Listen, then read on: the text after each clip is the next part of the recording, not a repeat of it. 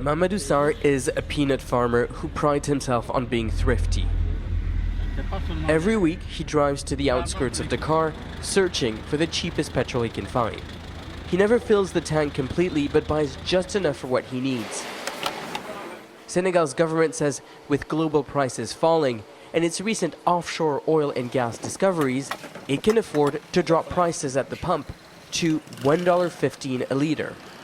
But it's still expensive for a country where almost half of the population lives on less than $2 a day.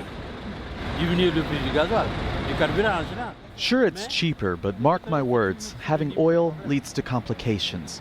We might be better off paying more at the pump rather than having people fight over our natural resources. US and British companies have announced the biggest discovery of natural gas in West Africa. A record 5 trillion cubic meters of it straddled between the coasts of Senegal and Mauritania. They've also found vast quantities of oil near Guinea-Bissau's border. The exploration hasn't been completed, but what to do with these untapped natural resources is already a source of heated debate in Parliament. The Senegalese government has yet to negotiate ownership with its neighboring countries, and analysts say it needs to improve the economy first. The exploitation of natural resources in itself is not a cause for conflict, but chances are it will escalate existing tensions.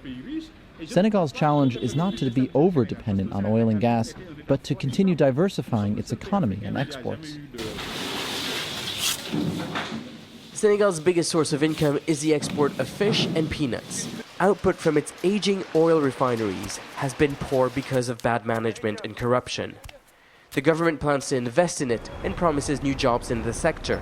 Reducing the price of petrol at the pump certainly makes the government look good, but how much of it is down to the discovery of oil and gas is uncertain. So despite the prospects of more oil and gas, Sarr wonders if it's worth it. He says 40 years of peanut farming have taught him that sometimes having just enough is plenty.